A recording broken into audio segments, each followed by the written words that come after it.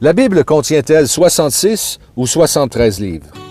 Les Bibles dites catholiques comptent 73 livres et les Bibles dites protestantes en comptent 66. D'où vient cette différence? Évidemment, du côté protestant comme du côté catholique, chacun défendra sa position. Mais qu'en est-il réellement? Au moment de la naissance du christianisme, le judaïsme connaissait deux grands centres religieux, celui de Jérusalem en Palestine et celui d'Alexandrie en Égypte. Les livres de l'Ancien Testament étaient reconnus de cette façon. 39 livres en hébreu à Jérusalem et 46 livres en grec à Alexandrie. La différence entre le nombre de livres se retrouve principalement dans l'Ancien Testament et remonte à 600 ans avant Jésus-Christ avec la destruction de Jérusalem et la disparition de l'État juif. Donc, bien avant le christianisme ou encore l'Église catholique.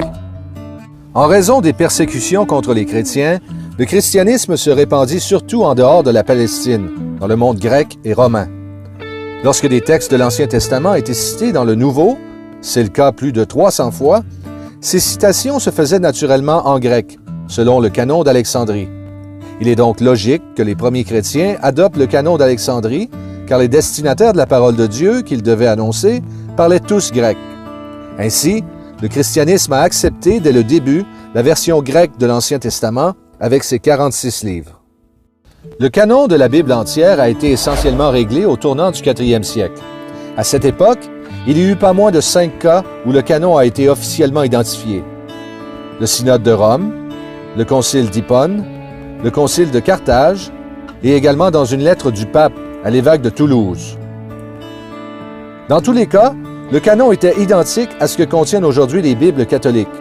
En d'autres termes, à partir de la fin du 4e siècle, dans la pratique, les chrétiens ont accepté la décision de l'Église catholique en la matière. Évidemment, comme mentionné précédemment, catholiques et protestants auront leur manière de défendre leurs points.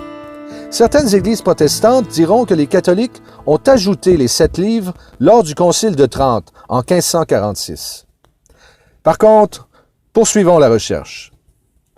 Voici la Bible de Gutenberg. Étant donné son caractère religieux, certains ne voudront pas lui donner son titre de premier livre imprimé au monde, mais elle est certainement la première Bible imprimée. On la retrouve dans plusieurs bibliothèques et universités à travers le monde. C'est le cas à la Bibliothèque du Congrès de Washington, à l'Université Harvard et à la Bibliothèque nationale de France. Ce qui est intéressant ici, c'est que cette Bible de Gutenberg contient 73 livres. Le 23 février 1455 est la date traditionnellement retenue comme le jour où Johannes Gutenberg a achevé son livre. La réforme protestante est arrivée en 1517, plus de 50 ans après. Au moment de la réforme, les chrétiens utilisaient les mêmes 73 livres dans leur Bible et les considéraient donc comme inspirés depuis plus de 1000 ans. Cette pratique a changé avec Martin Luther, qui a laissé tomber les livres deutérocanoniques sur rien de plus que son propre dire. Le protestantisme, dans son ensemble, a suivi son exemple. L'un des deux piliers de la réforme protestante, Sola Scriptura, ou l'Écriture seule, déclare en partie que rien ne peut être ajouté ou retiré de la parole de Dieu. Seules les Écritures font autorité en ce qui concerne la foi et la pratique du chrétien. La Bible est complète, bien informée et vraie. Il aura donc fallu beaucoup de cran et d'audace à ce Luther pour toucher ainsi à la parole de Dieu. L'histoire nous montre donc que les protestants sont coupables d'avoir violé leur propre doctrine.